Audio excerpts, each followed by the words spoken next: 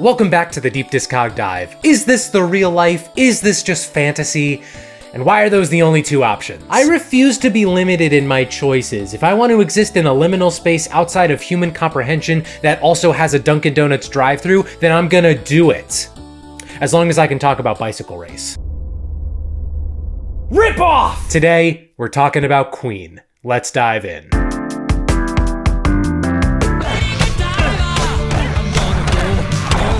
Our Bohemian Rhapsody begins in London in the late 1960s. A young man named Brian May was splitting his time between going to school for physics and astronomy and playing with his band Smile. May was on guitar, Tim Staffel was on vocals, and Roger Taylor was on drums. In 1970, however, Staffel left Smile to form another band called Humpy Bong. Where could Smile find a replacement? Well, there was this one guy who was a friend of Staffel's and a huge fan of Smile, Freddie Bulsara. It took some convincing on Freddie's end, but he was eventually brought into Smile, and for his first decree as frontman, the band changed its name to Queen. As Queen played gigs through 1970 and early 1971, they cycled through various bass players before landing on John Deacon, and meanwhile, Freddie himself landed on a new stage name. A line in their song, My Fairy King, inspired him to change his name from Freddie Bulsara to Freddie Mercury. The band's first recording sessions were done in Wembley as a way for the engineers at the studio to test their equipment. One of the songs they recorded, Keep Yourself Alive, was thought to have hit potential, so Queen shopped it around to different companies. Soon enough, they signed a management deal with Trident Studios in exchange for use of their recording facilities. The band finished their debut album in November 1972, but Trident had difficulty getting any labels to notice. They finally worked out a record deal with EMI in March 1973. One last bit to mention before their first album, arts and crafts. Freddie put his arts education to good use and made Queen a crest. Animals representing each bandmate's zodiac sign. What a Virgo move. A crown for their British legacy, a Q for their favorite Mexican dish, and a phoenix because it's rad as hell.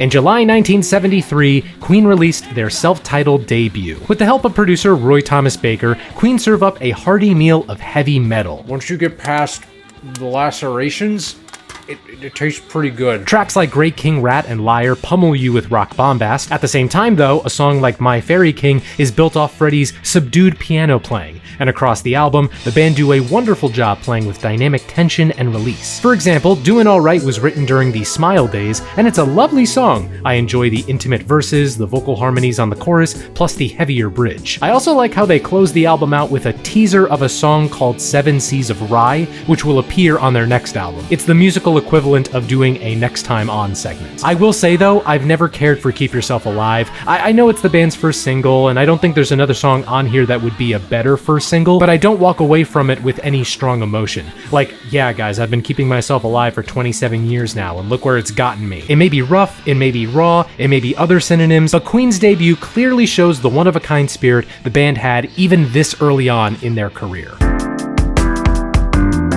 Critics liked Queen the album, and the small portion of the public who heard it enjoyed it as well. There was one review from Melody Maker, though, that praised the synthesizer work on the album, when in reality, those sounds being praised were just Brian using his guitar in unique ways. This would lead the band to put in a no synthesizers disclaimer for their next few albums. I love saying things that will never backfire. They got to work on their next album in August 1973, and 3 months later, they went out on their first tour supporting Mott the Hoople. The Squeenquel to Queen, Queen 2, released in March 1974. Like any good sequel, Queen 2 continues what was good about its predecessor while expanding its conceptual horizons. Instead of a side A and side B, Queen has a side white with mostly songs written by Brian May, and a side black with all songs being penned by Freddie. Regardless of the side though, the band used this album to really immerse themselves into production, and it gives these songs a feeling of boundless potential. Father to Son lays out the main sonic palette, shifting between heavy metal throwdowns and piano-led balladry. Songs like White Queen, As It Began, Ogre Battle, and The March of the Black Queen show the band's ability to tell stories through not only their words, but their music. And like I said before, that tease of Seas appeased me with ease, and the full version of Seven Seas of Rye delivers on that tease's promise. It has some of the album's best guitar work, contrasted beautifully by that piano arpeggio. I wish I could have been in the meeting where they decided to make it the album's lead single, just so I could cheer them on. One more note, check out that cover. Neat, isn't it? They should put that in a music video someday. Queen 2 is a fascinating look at another route Queen could have gone down, had they stuck more firmly to their fantasy metal beginnings. I've seen some say this is the best Queen album. I strongly disagree, but it's still a special record, and one with a unique character that no other Queen record has. Queen went back on the road with Mott the Hoople, this time with some dates in the US. However, shortly after it began, Brian May collapsed on stage and was later diagnosed with hepatitis. Queen called off their tour dates and went back to the UK to start recording a new album. While he was understandably absent for the first few weeks, Brian eventually rejoined the band in recording. Queen's third album, Sheer Heart Attack, was released in November 1974. This is not meant to disparage the last two albums, but if you want to know at what point Queen became Queen, it's Sheer Heart Attack. It takes the band's core tenets and refines them in the sonic shape of a Greek statue. It's also where each member really gets to shine. For example, Brighton Rock is such a great opener, largely because it's just one big giant showcase for Brian May's phenomenal guitar skills. What other song could soundtrack a parking garage car chase between Ansel Elgort and John Hamm? I can't think of any. Flick of the Wrist displays a lively joy in John Deacon's bass playing, Stone Cold Crazy barrels in speed thanks to Roger Taylor's commanding drums, and then there's Freddie McFrickin' Mercury. My favorite performance of his on this album has to be lead single, Killer Queen. I love Killer Queen. Am I biased because I played it all the time in Guitar Hero 1? Absolutely. Let me have my fun! It's such a precise demonstration of his playful yet singular vocal style. He sings melodies that anyone can sing along to, but you're never gonna sing them like he does. And don't worry, the same fantastical exhibitionism from Queen and Queen 2 pops up on In the Lap of the Gods and Lily of the Valley. God, this is a good album. Sheer Heart Attack is that beautiful moment in a band's career where they blow you away, but leave you knowing that their best is still yet to come. Sheer Heart Attack was the band's biggest success so far. Killer Queen became a big hit in the UK and a mild disturbance in the US, and Queen finally got their breakthrough TV moment in March 1974 on the UK show Top of the Pops, the same show where David Bowie got his breakthrough early on. In fact, Queen were given the chance to appear on the show because Bowie had to cancel last minute. Queen had earned their spotlight, and it was time to make sure they secured it. First off, they needed to be not broke. You see, the deal they had with Trident all but blocked them from receiving the vast majority of profit earned from EMI's record sales. So while they were off touring Japan, they hired a lawyer to get them the hell out of that joint. They eventually got out of the deal, and they signed directly with EMI in the UK and Elektra in the US. Work began on their next album, but stakes were higher than ever. Sure, there was the pressure to one-up Sheer Heart Attack, but the departure from Trident cost the band a lot. They had to pay Trident £100,000, and they had to cancel a tour that was booked through Trident. Well, it's a good thing they decided to scale back recording for this new album. It was the most expensive album ever made at the time. Queen jumped around several different studios and took advantage of every recording practice available to them. In November 1975, Queen released A Night at the Opera. With this album, Queen found the perfect setting for their songs: the stage. This is where they perfected the campy yet heartfelt tone of their best work, where they nailed making songs that sounded silly at first, but felt so good to sing aloud. The opener, Death on Two Legs, is a loving ode to their Trident contract, with an acerbic performance by Freddie, backed up with dense choir vocals. You're My Best Friend is one of John Deacon's most famous Queen songs, and it's since become the de facto song you use for movies and TV shows to depict friendships. I watched all of I Now Pronounce You Chuck and Larry thinking Adam Sandler and Kevin James hated each other, and then they played the song in the credits, and I was like, oh. 39 and the Prophet song are both written by Brian May, and they show the band bringing new instruments into their process. Double bass on 39 and a toy Kodo on Prophet. I also love the 2-minute a cappella breakdown on Prophet. Lazing on a Sunday Afternoon and Seaside Rendezvous are jolly show tune numbers displaying Freddie's tremendous growth on the piano. On the other side of the keys, though, there's Love of My Life,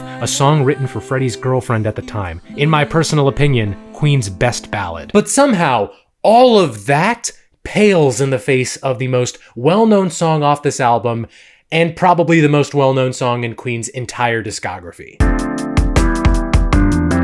Is this the real life?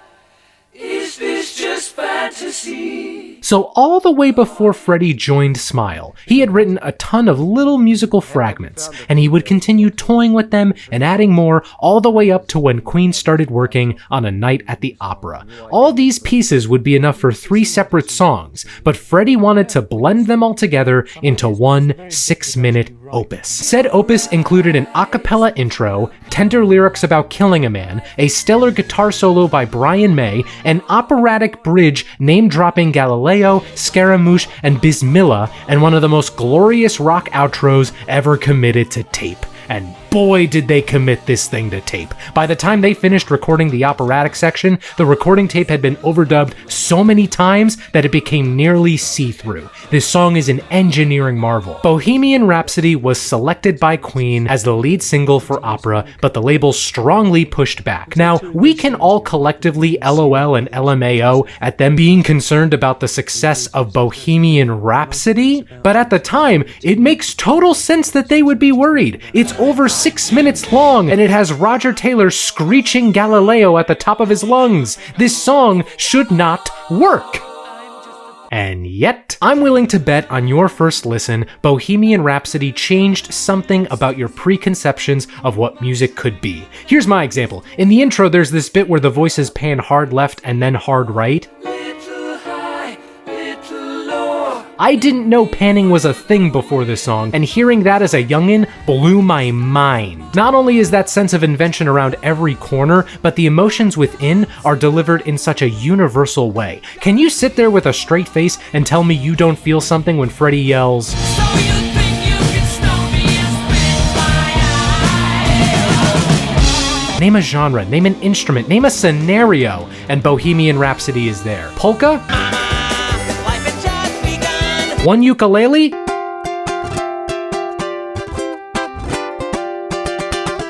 A high school show choir performance in sync with a teen girl giving birth?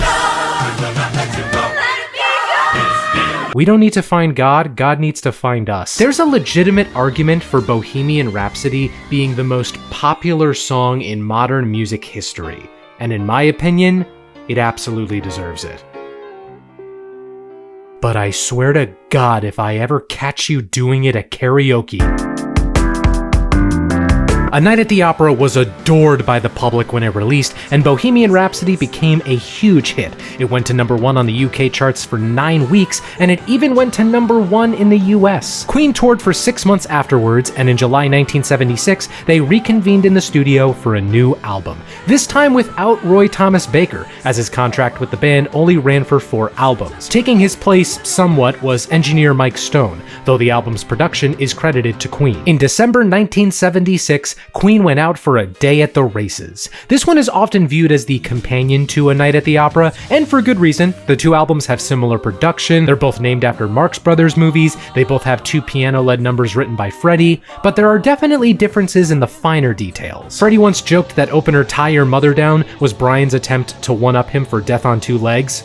I'm not about to say if he did, but it's a closer call than I'd like to admit. White Man shows the band willing to tackle social and political matters in their music, this time focusing on the mistreatment of Native Americans. Lead single Somebody to Love takes inspiration from artists like Aretha Franklin, and it makes incredible use of its overdubbed gospel choir, one of my favorite Queen singles. The closer, Teo Toriate, Let Us Cling Together, was based on the rapturous reception the band received when traveling to Japan, and it has Freddie singing in both English and Japanese. As a modern comparison, think of A Day at the Races as Queen's Room on Fire. It is certainly similar in approach and sound to the groundbreaking record before, but there's nothing wrong with continuing a winning streak, and there's plenty of great material here for it to stand on its own.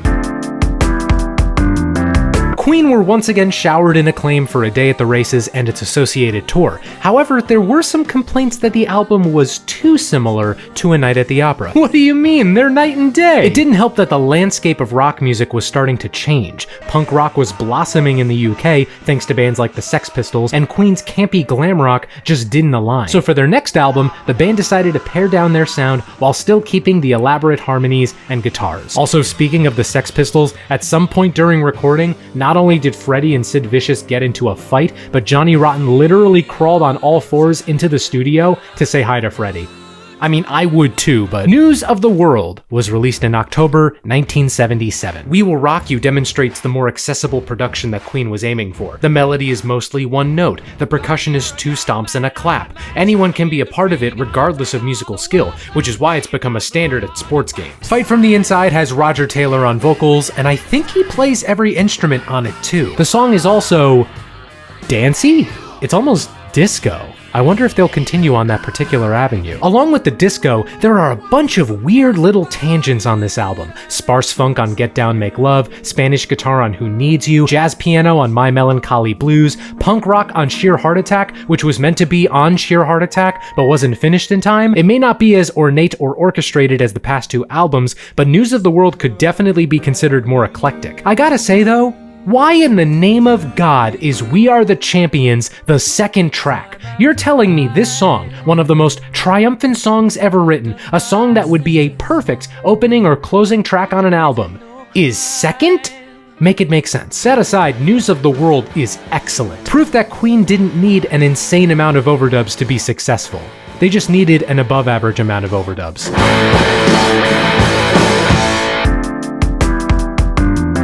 At the time, News of the World received a mixed reaction. Will anything make you people happy? Many critics saw it as a dumbed-down version of Queen. However, in the years since, opinion has shifted, and now many see this as one of Queen's best albums. The tour for News ended in May 1978, with a new batch of recording sessions planned soon after. But first, the band had to get other things off their plate. Like tax evasion. In the face of a big tax bill, Queen bolted out of the UK and set up shop in Montreux, Switzerland. They moved there thanks to a tip from David Bowie, who had just recorded an album there. They enjoyed their time in Montreux, especially taking in the musical sights and sounds at events like the Montreux Jazz Festival. One of those words would be a great album title. In November 1978, Queen invented jazz. Take the eclecticism of News of the World and just flood a recording studio with it. That's jazz. At this point, Queen had the stature in the music industry to do basically anything they wanted, which makes it surprising that they brought back Roy Thomas Baker to produce, though this will be the last time he produces a Queen record. The album was teased with the songs Bicycle Race and Fat Bottomed Girls. Bicycle Race is a song about riding your bicycle. Oh, and it also has meter changes, key changes, a bike bell breakdown, and an entire verse where Freddie rejects being considered for leader of our nation. I rescind my vote then. It's a bonkers single, even by Queen standards. Fat Bottomed Girls, on the other hand, is much simpler in its arena rock production and in its lyrical matter. What I mean is, this is their Baby Got Back. It's also cool that both songs occupy this shared universe. There are lyrical references on each song to the other. Plus, the music video for Bicycle Race features 65 naked women on bicycles. Opener Mustafa has Freddie alternating between English and Arabic. Jealousy is another excellent piano ballad, including what sounds like a sitar, but is actually Brian playing a modified acoustic guitar. Don't Stop Me Now was the album's 3rd single, and my favorite song on the album, surprise, surprise. It's a pure sonic injection of confidence, giving you the feeling that you are invincible to anyone and anything. I can close my eyes and imagine myself hitting a zombie with Simon Pegg in sync with the song. You want to know my favorite part of the song though? It's the bit right before the band drops out and Freddie sings this line with added vocals. I'm traveling at the speed of light. I'm gonna make a It's the only time it happens in the song, and I love it. And the closer, More of That Jazz, is one of Brian's tunes featuring an outro of snippets from the songs before. It reminds me of Duckworth off Kendrick Lamar's Damn. But among all this wild weirdness, there was one song in particular that really caught my ear.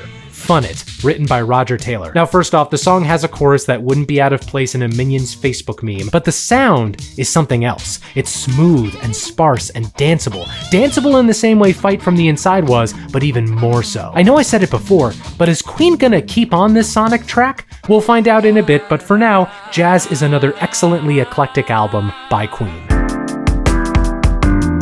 This section contains references to suicide, so if you'd prefer not to hear about that, feel free to skip ahead to the next album. Queen once again faced a mixed reaction to this new album. Like News of the World, Jazz would eventually get its own reappraisal, but do you think Dave Marsh from Rolling Stone is gonna listen if you tried to warn him of that? Of course not! His review of Jazz is infamous. Chances are, if you're familiar with Jazz, you know this review and this section specifically. Whatever its claims, Queen isn't here just to entertain. This group has come to make it clear exactly who is superior and who is inferior. Its anthem, We Will Rock You, is a marching order. You will not rock us, we will rock you. Indeed, Queen may be the first truly fascist rock band. Now personally, I would have thought Fat Bottom Girls would seize the means of production, but to each their own, I guess. Regardless, jazz sold well and gave the band plenty to celebrate. I haven't mentioned it yet, but Freddie was an insane party animal, and some of his parties have been permanently etched into the walls of rock history. The release party for Jazz in particular, with alleged reports of people carrying piles of drugs on plates strapped to their heads. Queen went out on another tour from October 1978 to August 1979. You can hear this tour thanks to the band's first official live album,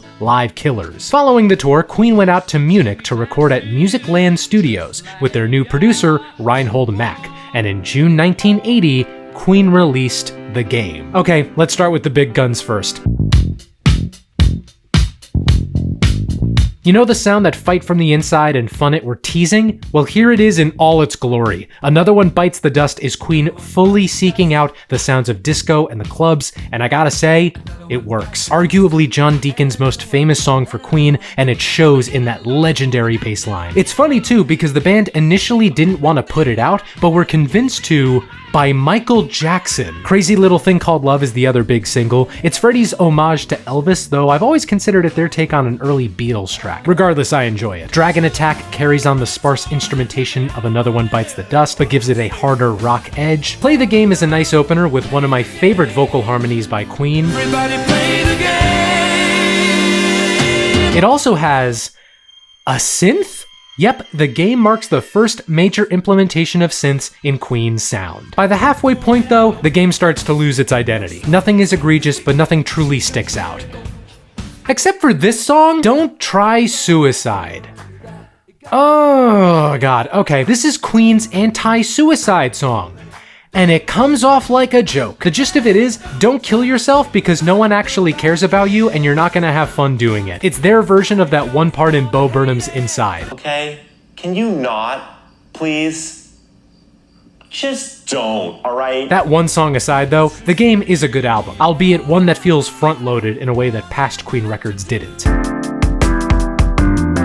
While some were turned off by the overt turn to pop, The Game was a success all around. But unbeknownst to the public, their next album would be released very suddenly, almost like a... To the surprise of everyone, it was announced that Queen were scoring the upcoming Flash Gordon movie. Which is funny, because the producer of the film didn't even know who Queen were before bringing them on. The band took the opportunity pretty seriously though, and Freddie even designed the Flash Gordon logo. The soundtrack was completed in about a month and released alongside the film in December 1980. Flash's theme provides the main motif that appears throughout the soundtrack, and it's definitely catchy in that classic fun Queen fun classic way. I also enjoyed Battle Theme and The Hero on their own. The rest is... okay. It's surprising to see how easily Queen transitioned into making synth soundscapes, and it's kind of neat to see how they weave in dialogue from the movie, but to me, it occupies a weird in-between space. Like, with the dialogue, is this album supposed to stand on its own, or am I missing something by not seeing the movie? Overall, Flash Gordon is fine for what it is, but not worth checking out as a standalone project.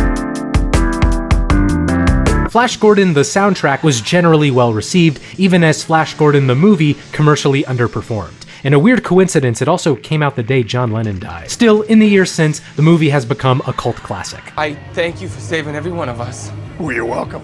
He acknowledged it. 1981 saw no new Queen album, but it was a year of firsts. They put out their first greatest hits collection, and April saw the release of Fun in Space, Roger's first solo album. A huge worldwide tour for The Game wrapped up in November, by which point they had recorded half of their next album. Said album would be a full turn to dance and club music, heavily inspired by the success of Another One Bites the Dust. In May 1982, Hot Space was released. Imagine this, a world where Hot Space is not considered the worst Queen album.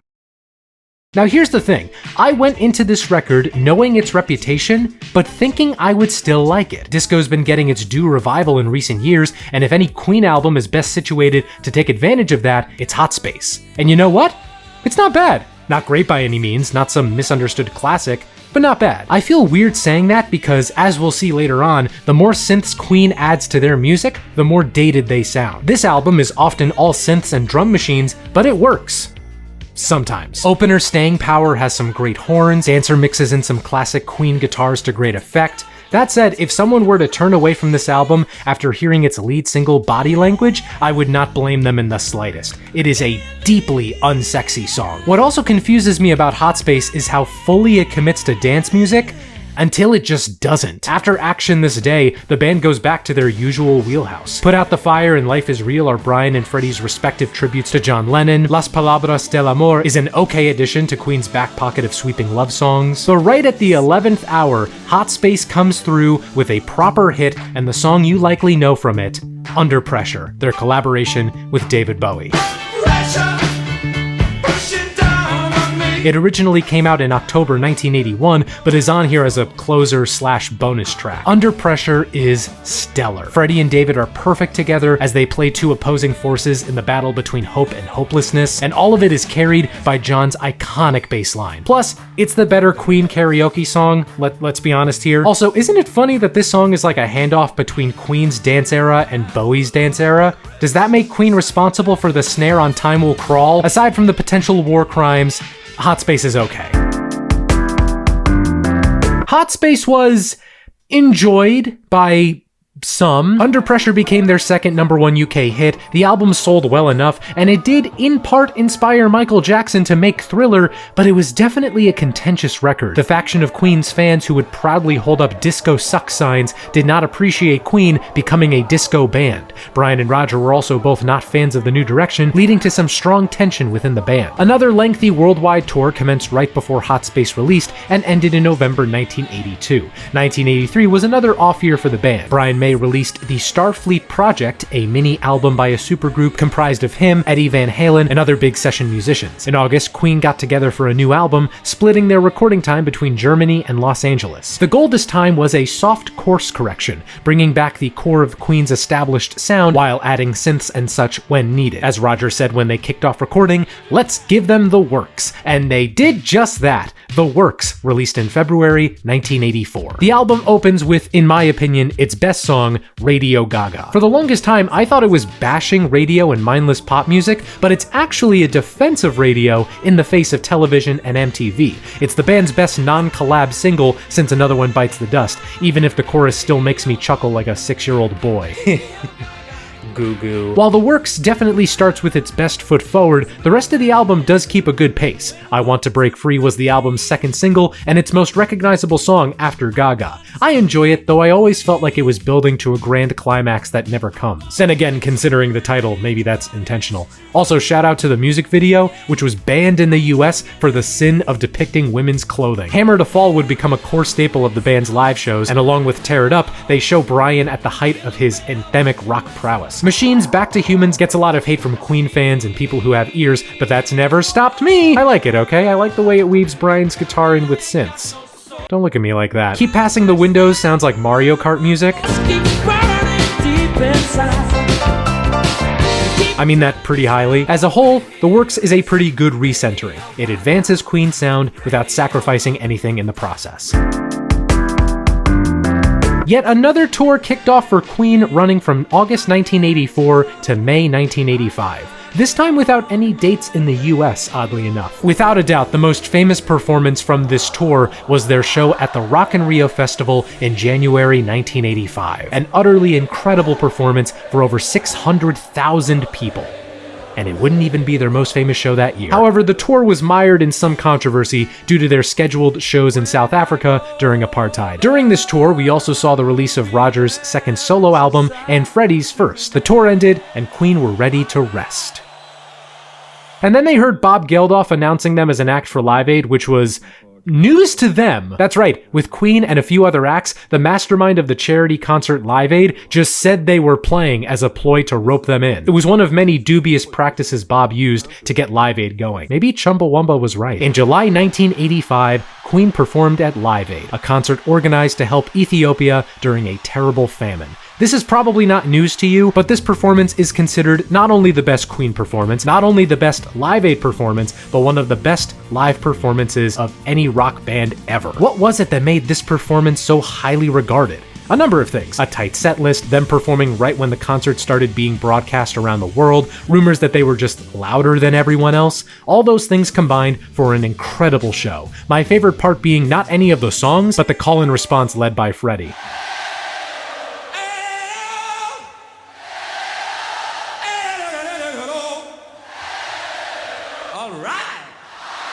Chills every time. Live Aid brought Queen back to the forefront of pop culture, and the band were gunning to capitalize on it. They went back to Musicland with Reinhold Mack, and in June 1986, they released A Kind of Magic. One Vision was the first song Queen wrote after Live Aid, and it shows in its energetic spirit. It may have one of the sickest chord progressions of any 80s Queen song.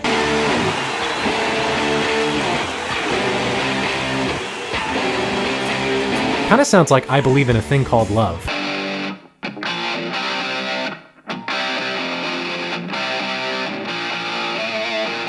The rest is...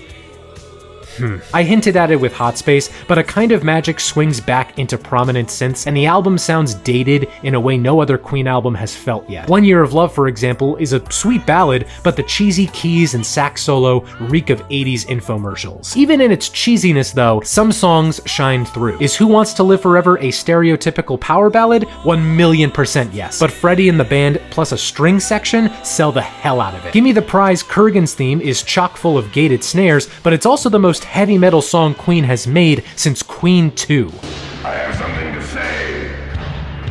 It's better to burn out. It also has Clancy Brown? Okay, forgive me for not mentioning it up to this point, but while they were working on Magic, they also did a few songs for the 1986 film Highlander. 6 of those songs are on here. It's why every so often you'll hear a random bit of dialogue from Mr. Krabs. And since Highlander never got its own released soundtrack, A Kind of Magic is the de facto Highlander soundtrack, and maybe that's why it sounds so of its time. That doesn't make it bad by any means, it just makes it low on the order of Queen albums to listen to first. The only 3 constants in life are death, taxes, and Queen touring after their albums. The band embarked on a European tour from June to August 1986. Following that tour, each member got up to some solo shenanigans. Brian did some session playing and production work, Roger formed his own band called The Cross, John worked on the score for the movie Biggles Adventures in Time. Come on, how you gonna love Queen and not know about Biggles Adventures in Time? Freddie's downtime, however, was... I should just come out and say it. In April 1987, Freddie was diagnosed with AIDS, the disease that was tearing through the world at the time, as governments did virtually nothing about it due to its association with the gay community. For various reasons, this was an ugly time in modern history, and Freddie was, unfortunately, subjected to that ugliness. Even amid all that turmoil, though, he still managed to release a record with Spanish opera singer Montserrat Cabal called Barcelona in October 1988. A beautifully fascinating collaboration. I highly recommend it. December saw the release of Queen's second live album, Live Magic, and in May 1989, Queen released The Miracle. Let me get this off my chest right now. I don't like that album cover. Raises way too many questions. How do the eyes work? Who controls them? I'm mixed on this one. On one hand, Queen were still experimenting with their sound and songwriting 13 albums in. I Want It All features a uniquely guttural performance by Freddie as he sings that classic refrain of I want it all and I want it now. Khashoggi's ship is based on the millionaire Adnan Khashoggi and his massive yacht. Breakthrough revisits and updates the dense vocal harmonies from Opera and Races. Scandal was written by Brian, and it takes aim at the press during a time when he was going through a divorce and the band was battling speculation over Freddie's fewer public appearances. But on the other hand, once again, The Miracle can sound so dated and cheesy. Basically every song, even the ones I like, has at least one musical element that takes me out of the experience. I get frustrated with my own self because I want the band to keep experimenting, but one too many Oberheims means I just can't hang with it. I should also mention the bonus track Chinese Torture, a 2-minute instrumental depicting Chinese water torture. If you do this song at karaoke, you have my respect, but I refuse to look you in any of your 5 eyes. I may find it a bit too dated for my tastes, but for those who have more tolerance, I think there's a lot to like about The Miracle. Looks like we've only got 2 constants in life now. For the first time in years, Queen did not tour for a new album. Freddie said that the band wanted to avoid the usual humdrum cycle, though I imagine his diagnosis played a large part as well. In fact, many in the public were starting to take notice of Freddie's physical appearance, and the media outlets were ruthless in their speculation. The other members of Queen denied the rumors, and in March 1989, the band went back to Montreux to work on a new album and avoid the media's scrutiny. However, according to reports, Freddie informed the rest of the band about his illness in the summer of 1989. It wasn't like he could keep the secret for much longer. By the end of recording, Freddie had trouble just walking. But the rest of the band were committed to doing the best they could with what time they had left. And in his own words, Freddie was committed to, quote, keep working until I f***ing drop. In February 1991, Queen released Innuendo. Once again, we have Queen returning to their hard rock stylings after a synth-heavy detour. And once again, said return is good. Better than good, actually. Innuendo is excellent. The opening title track is a stunning 6.5-minute extravaganza, complete with bolero, psych rock, and opera. Fun fact, Steve Howe of the band Yes is on here, marking the only time another guitarist appeared on a Queen album. Headlong and Ride the Wild Wind are two of the best pure rock songs Queen have made this entire decade, and Freddie may have been horribly sick when recording, but you would not know it hearing him on songs like Don't Try So Hard and The Hitman. Even the synths this time add more than they subtract. The stock MIDI vocal sounds on I'm Going Slightly Mad give the song a haunting undertone, and the synth pads on These Are the Days of Our Lives are balanced by Freddie's touching vocals and Brian's subtle guitar. Innuendo is, in my opinion, the best late-stage Queen album. It shows Queen at their most inventive, even in the face of public dissection, and, in Freddie's case, death. Innuendo received a mixed reaction at the time by critics and fans, and I can kinda understand why. The kind of rock music Queen helped to pioneer was going out of style, and in just a few months, rock music wouldn't sound like it at all. Side note, it's a bit surreal to me that Queen and Nirvana coexisted for a brief moment in time. They just feel like complete opposite ends of rock history. But Queen hadn't ended. Right? Freddie Mercury, the flamboyant frontman of the veteran British band Queen, died Sunday in his West London mansion. On November 23, 1991, Freddie released a statement announcing he had AIDS and called for help in fighting the disease. The next day, he passed away from bronchopneumonia. A tsunami of love and support followed as everyone mourned one of the greatest vocalists to ever live. But in this darkest of hours, there was one bright spot, one person who reminded us of Freddie's enduring talent.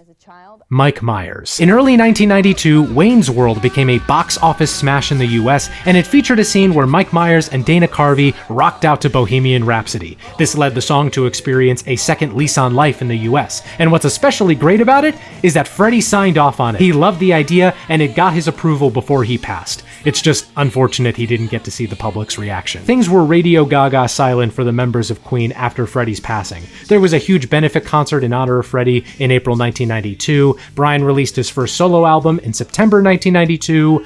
That was kind of it. Until 1995. As with many bands of their caliber, Queen had a ton of unreleased material on their hands. Especially towards the end of his life, Freddie was dedicated to recording as much as he could for the band to use. So the remaining 3 members decided to take that material and rework it into one last record. Queen's final album with its original lineup, Made in Heaven, released in November 1995. Now, of course, Made in Heaven doesn't gel together as well as past Queen albums. Given its circumstances, that's totally understandable. What matters most is that Freddie was given one last spotlight to own, and the album succeeds with that. Granted, not everything on here was recorded in Freddie's final days. Much of the material comes from throughout the 80s, but still, songs like It's a Beautiful Day, the title track, and I Was Born to Love You serve as a powerful reminder of Freddie's extraordinary showmanship. The most heartbreaking song on here, though, is Yeah. That's it, that's the song. For real though, it's Mother Love. Not only are Freddie's words achingly despondent, but this would end up being the final thing he ever recorded. He didn't even get to finish the song. The final verse had to be done by Brian. All that said though, Untitled, the 20-minute instrumental bonus track, I'm not a fan. It's an interesting way to round out the album, but why would you make an album in tribute to your lead vocalist and then bring it home with a song that barely features him? In its defense, it wasn't meant to be the proper closing track, but these days on streaming services, it's listed as such, so I imagine a new listener might be confused. Made in Heaven reminds me of Pink Floyd's final album, The Endless River. Both albums are intended to be proper finales, are made from previously recorded pieces, and are dedicated to a departed band member. Brian May later said this was Queen's best album, and while I strongly disagree, I can totally see where he's coming from. I'm not in love with the end product, but albums like this are more important than just being a product. It's a band writing as good of a finale as they can under heartbreaking circumstances, and I'd say it succeeds.